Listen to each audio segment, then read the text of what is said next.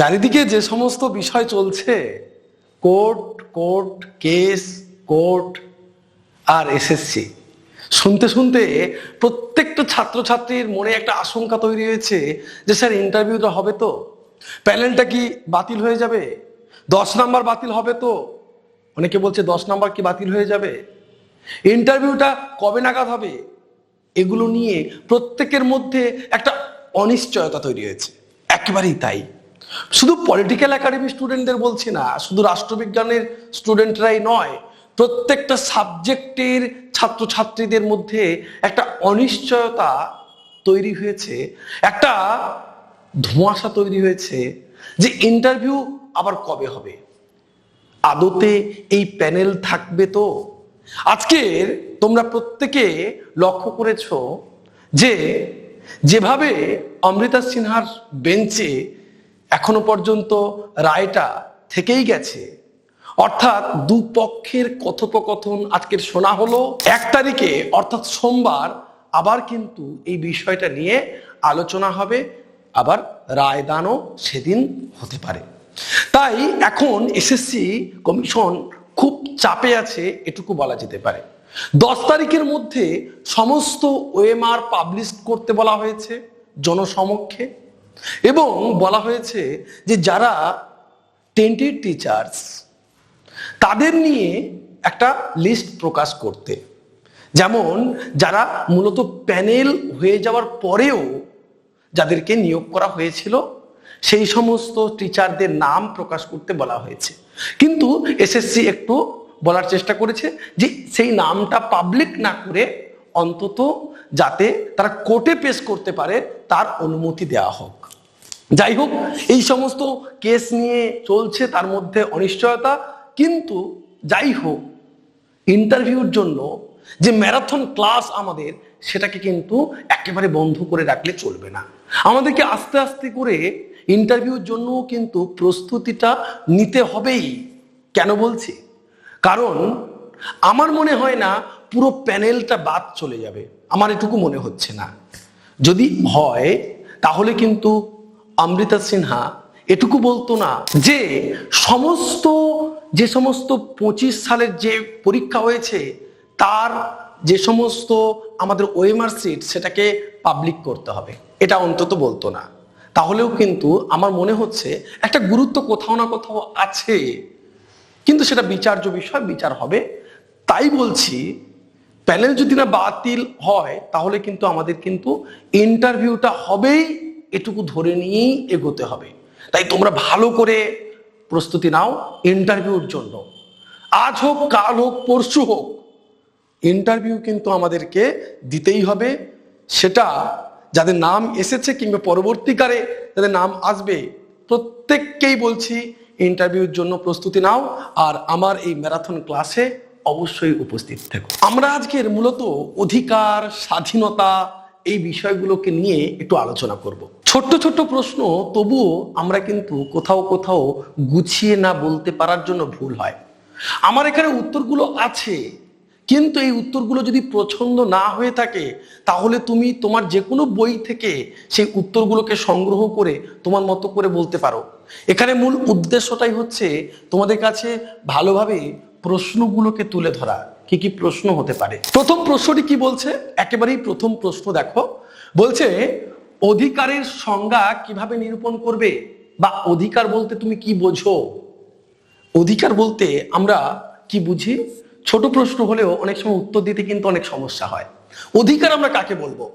রাষ্ট্রবিজ্ঞানে অধিকার হলো সমাজের সভ্য হিসাবে ব্যক্তির সেই সমস্ত সুযোগ সুবিধা, একটা ব্যক্তির সেই সমস্ত সুযোগ সুবিধা যেগুলি তার ব্যক্তিত্ব বিকাশের জন্য প্রয়োজনীয়।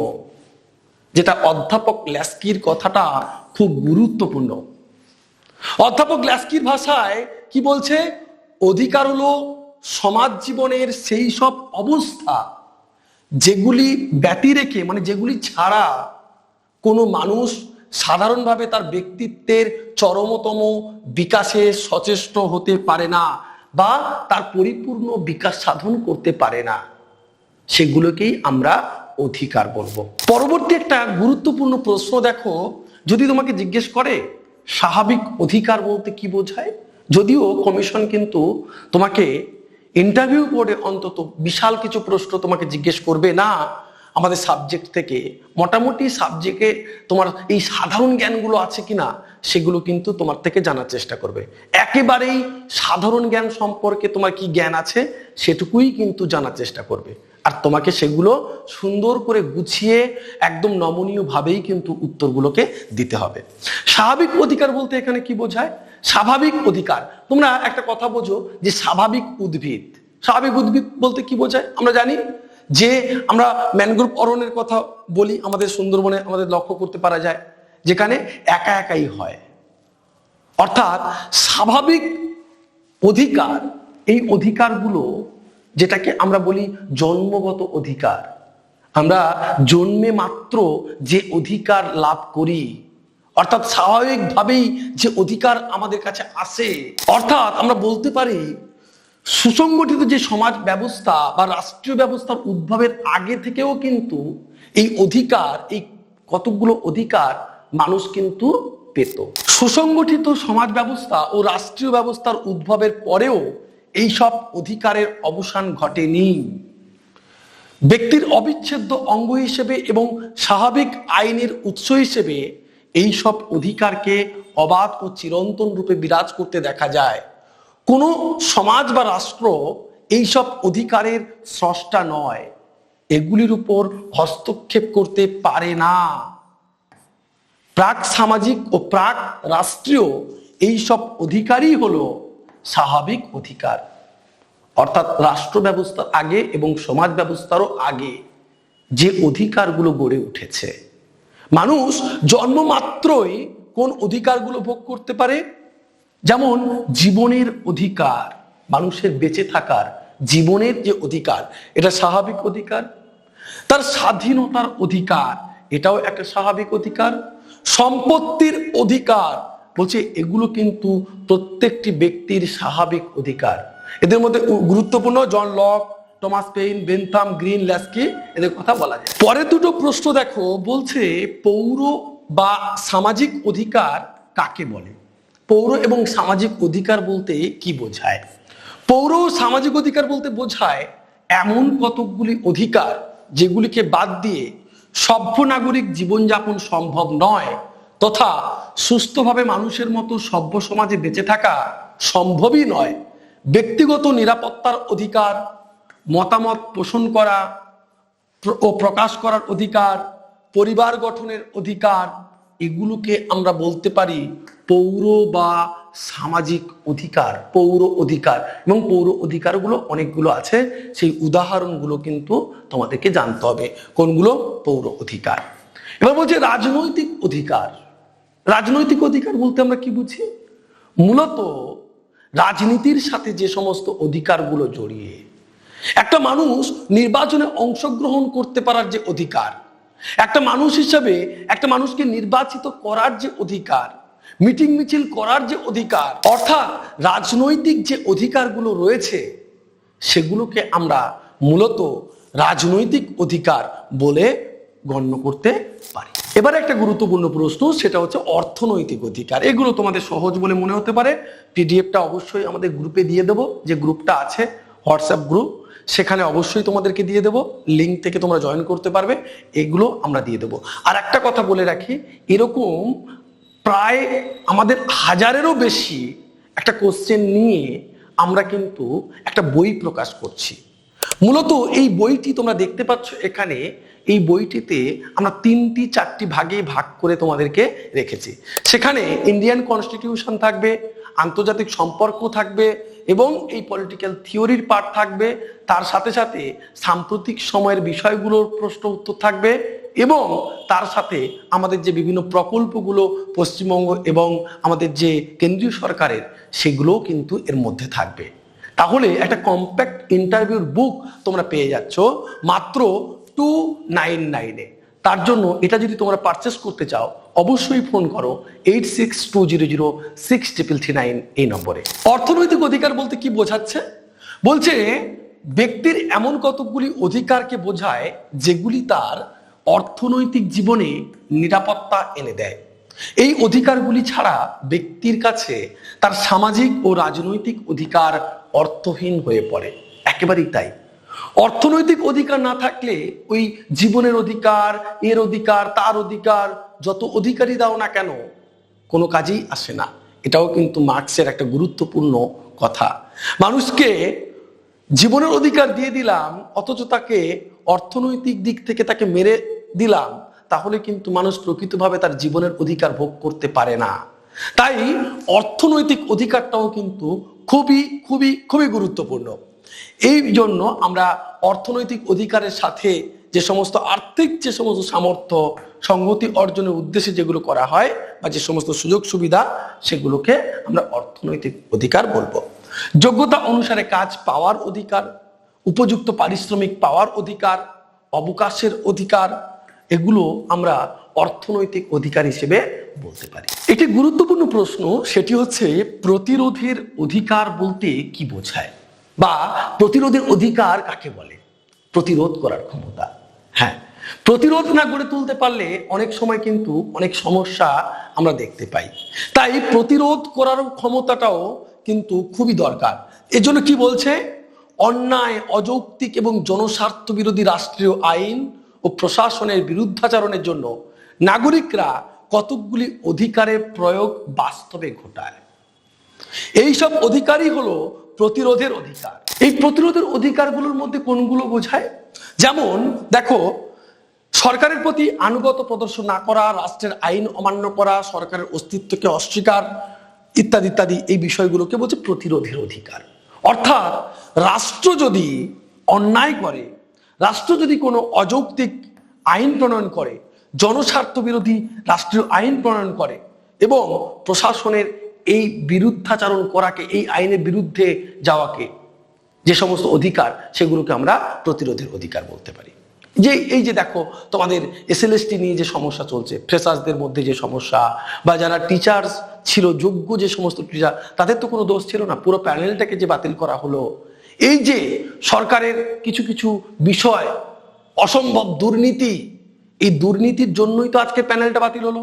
পরে আবার নতুন রকমের পরীক্ষা হলো, সেখানেও দুর্নীতি। দুর্নীতি তো লাগামহীন দুর্নীতি, তার জন্য তো আমরা আন্দোলনে নামছি, তার জন্য তো আমরা প্রতিরোধ গড়ে তুলছি। সেই অধিকার তো আমাদের রয়েছে। এটাকেই বলা হয় প্রতিরোধ করার অধিকার, অন্যায়ের বিরুদ্ধে বিদ্রোহ গড়ে তোলার অধিকার। এবারে দুটি প্রশ্ন বলে আমি কিন্তু শেষ করব। সেটা হলো স্বাধীনতা। স্বাধীনতাহীনতায় কে বাঁচিতে চায় রে? কে বাঁচিতে চায়? আমরা প্রত্যেকেই স্বাধীনতা চাই, জন্ম থেকেই আমরা স্বাধীন হয়ে উঠতে চাই। কিন্তু স্বাধীনতা মানেই যে স্বেচ্ছাচার নয়, সেটা আমরা অনেকেই বুঝতে পারি না। এই রেকর্ডিং এর আগে আমি যখন আসছিলাম, একটা ছেলে খুব জোরে জোরে বাইক চালিয়ে চলে গেল এবং বাইকটা অসম্ভব একটা আওয়াজ করতে করতে ফাটতে ফাটতে চলে গেল। তারও স্বাধীনতা আছে বাইক চালানোর, কিন্তু এর মানে এই নয় যে আমি অপরের স্বাধীনতাকে হরণ করতে পারি। তাহলে স্বাধীনতার মানেটা তোমাকে কিন্তু বুঝতে হবে। তাহলে দেখো, আমাদের স্বাধীনতার দুটো দিক আমি এখানে বলার জন্য এই পেজটা খুলেছি। দুটো দিক, সেটা হচ্ছে একটা নেতিবাচক স্বাধীনতা আর একটা ইতিবাচক স্বাধীনতা। এই দুটো স্বাধীনতা লক্ষ্য করতে পারা যায়। পরীক্ষায়ও কিন্তু এই দুটো স্বাধীনতা তোমাদের খুব বেশি করে ধরে এবং তাদের তাত্ত্বিক কারা কারা, সেটাও কিন্তু তোমাদের পরীক্ষায় ধরে। তার জন্য তোমাদের স্বাধীনতা সম্পর্কে এই দুটো ধারণা কিন্তু জেনে গেলেই এখানে অনেকটা বিষয় জানা হয়ে যাবে। নেতিবাচক বলতে একটা কথা মনে রেখো, যেখানে না এই কথাটা বলা হচ্ছে, না অর্থাৎ বাধা দেওয়া হচ্ছে। কিরকম বাধা দেওয়া হচ্ছে? স্বাধীনতার ক্ষেত্রে বাধা প্রদান করা হচ্ছে। দেখো কিরকম বলছে, স্বাধীনতা ধারণা দুটি দিক রয়েছে, নেতিবাচক দিক এবং ইতিবাচক দিক। নেতিবাচক দিক থেকে স্বাধীনতা বলতে বোঝায় ব্যক্তির আচার আচরণের উপর থেকে সমস্ত রকমের বিধিনিষেধের অপসারণকে। রাষ্ট্র কোনোভাবেই কোনো ব্যক্তির স্বাধীনতায় হস্তক্ষেপ করবে না। এই না কথাটা বললাম, বাধা দেবে না নয়, স্বাধীনতায় হস্তক্ষেপ করবে না। ব্যক্তির স্বাধীনতাকে এখানে চরম বলে মনে করা হয়, ব্যক্তিকে অবাধ স্বাধীনতা দেওয়ার কথা বলা হয়। আমরা যদি জন স্টুয়ার্ট মিলের কথা আমরা দেখি, অ্যাডাম স্মিথের কথা দেখি, lock, Spencer, Benjamin Bentham, Herbert Spencer, এদের কথা যদি আমরা লক্ষ্য করি, আমরা দেখতে পাবো কিন্তু তারা কিন্তু ব্যক্তি স্বাধীনতার কথা বলে। যারা মূলত ব্যক্তি স্বাধীনতার চরমতায় বিশ্বাসী, চরম ব্যক্তি স্বাধীনতায় বিশ্বাসী, তারা কিন্তু নেগেটিভ লিবার্টি অর্থাৎ নেতিবাচক স্বাধীনতার কথা বলে। বোঝা গেল নেগেটিভ লিবার্টি বলতে কি বোঝে, বা নেতিবাচক স্বাধীনতা বলতে কি বোঝায়? ব্যক্তির স্বাধীনতায় রাষ্ট্র কোনোভাবে হস্তক্ষেপ করবে না। এই না কথাটা আসছে লাস্টে, তোমার স্বাধীনতায় কোনো রকম হস্তক্ষেপ করবে না, তাহলে সেটা হয়ে গেল নেতিবাচক স্বাধীনতা। বা অন্যভাবে বলা যায়, দেখো, নেতিবাচক স্বাধীনতা হলো ব্যক্তির বিনা বাধায় খুশি মতো কাজ করার অধিকার। প্রসঙ্গত বলা যায় যে জেরেমি বেন্থাম, হার্বার্ট স্পেন্সার এরা কিন্তু এর পক্ষপাতিত্ব করেছেন নেতিবাচক স্বাধীনতার। তাহলে কি বললাম? ব্যক্তির বিনা বাধায় খুশি মতো কাজ করার অধিকার ভোগ, কোন রকম বাধা সেখানে থাকবে না, সেটাই কে বলছে? নেতিবাচক স্বাধীনতা। অন্যদিকে ইতিবাচক স্বাধীনতা বলতে কি বোঝায়? ইতিবাচক স্বাধীনতা বা পজিটিভ লিবার্টি বলতে কি বোঝায়? পজিটিভ লিবার্টি বলতে বোঝায় রাষ্ট্র নিজের থেকে ব্যক্তিকে সাহায্য করবে, অর্থাৎ যেখানে জনকল্যাণমূলক রাষ্ট্রের কথা বলা হয়, জনগণের কল্যাণের কথা বোঝানো হয়। একটু মনে করে দেখো, জনগণের যে কল্যাণমূলক কাজ যারা করে থাকে তারা কি করে? রাষ্ট্র তোমার কাজে হেল্প করবে, রাষ্ট্র তোমাকে সাহায্য করবে। আমি শুধু বলে দিলাম যে সকলের সর্বজনীন শিক্ষার অধিকার, অথচ একটা গরিব ছেলে সে কিন্তু পড়াশোনার সুযোগ পায় না। তাহলে কি করবে রাষ্ট্র? এখানে রাষ্ট্র তাকে বই খাতা দেওয়ার চেষ্টা করবে, রাষ্ট্র তাকে সাহায্য করবে, রাষ্ট্র তার জন্য সংরক্ষণ কিছু করে রাখবে যে তুমি যাতে পড়াশোনা করতে পারো। এটাকেই বলছে ইতিবাচক অর্থে স্বাধীনতা। বুঝতে পারছো? দেখো এখানে কি বলছে, স্বাধীনতার ধারণায় রয়েছে দুটি দিক, ইতিবাচক এবং নেতিবাচক। ইতিবাচক দিক থেকে স্বাধীনতা বলতে ব্যক্তির পরিপূর্ণ বিকাশ বা সুযোগকে বোঝায়। বলা বাহুল্য, ব্যক্তি যাতে পরিপূর্ণ বিকাশের সুযোগ পায় তার জন্য একটি পরিবেশের সযত্ন সংরক্ষণ জরুরি। বুঝতে পারছো? আমি বললাম যে তোমার সাহায্যের জন্য ইতিবাচক একটা সংরক্ষণ জরুরি। ব্যক্তিত্ব বিকাশের উপযোগী বা সহায়ক কতকগুলি অধিকারকে স্বীকার ও সংরক্ষণের মাধ্যমে রাষ্ট্রই এই পরিবেশ রচনা করে। বললাম রাষ্ট্র কিন্তু তোমাকে সাহায্য করবে, ইতিবাচক দিক থেকে দেখবে, তোমার স্বাধীনতাতে একেবারে হস্তক্ষেপ করছে না এরকম বিষয়টা এখানে থাকবে না। যদি মনে হয় যে তোমার আচার আচরণ অন্যরকম, যদি মনে হয় তুমি অপরকে ক্ষতি করার চেষ্টা করছো, তাহলে এখানে কিন্তু রাষ্ট্র হস্তক্ষেপ করবে ইতিবাচক স্বাধীনতাতে। ইতিবাচক স্বাধীনতা কি করে? সকলের স্বাধীনতা ভোগকে সম্ভবপর করে তোলে। এই যে সকলের স্বাধীনতা, সকলে স্বাধীনভাবে বসবাস করতে পারবে, সকলের স্বাধীনতাকে সুনিশ্চিত করতে হবে, এই কথাটা বলে ইতিবাচক স্বাধীনতা। আর সকলের স্বাধীনতাকে সুনিশ্চিত করতে হলে কি করবে? ওই বাইকের যে ছেলেটার উদাহরণ দিলাম, ওকে ধরে দুঘা পিঠের চামড়া তুলে নেওয়া দরকার। কারণ তুমি অপরের ক্ষতি না করে তুমি তোমার রাস্তায় যেতে পারো। আমার রাস্তা ওই এর মতো বাপের রাস্তা তো নয়, আমরা তো আমাদের সরকারি রাস্তা, কারোর বাপের রাস্তা তো নয়। আমি যেরকম খুশি সেরকম সাইকেল নিয়ে এদিক ওদিক সেদিক পুরো রাস্তা ঘুরে ঘুরে ঘুরে ঘুরে যাবো, এরকম নয়। তোমারও যেমন স্বাধীনতা আছে রাস্তায় হাঁটার, তেমনি আরেকজন যে পাশের জন আছে তারও কিন্তু রাস্তা দিয়ে যাওয়ার অধিকার আছে। তাই আমরা কখনোই অপরের স্বাধীনতায় হস্তক্ষেপ করব না। আমার স্বাধীনতায় যেমন কেউ হস্তক্ষেপ করবে না, আমিও তেমন অপরের স্বাধীনতাতে হস্তক্ষেপ করব না। যদি ভিডিওটা ভালো লেগে থাকে তাহলে অবশ্যই অবশ্যই কমেন্ট করবে। আর এখনো পর্যন্ত তোমরা যারা সাবস্ক্রাইব করোনি অবশ্যই সাবস্ক্রাইব করে রাখবে এবং বেল বাটনটি বাজিয়ে রাখবে। সমস্ত ভিডিও তোমরা পেয়ে যাবে। ম্যারাথন ক্লাস কিন্তু চলছে, তোমাদের জন্য 500টা প্রশ্ন আমি একেবারে ইউটিউবে ফ্রিতে সমস্ত প্রশ্ন আলোচনা করব। আর যারা এই বইটা নেবে সেখানে 1 থেকে 1,500 প্রশ্ন তোমরা পেয়ে যাবে। সম্পূর্ণ ইন্টারভিউ গাইড বুক তোমরা কিন্তু এখান থেকে পেয়ে যাবে।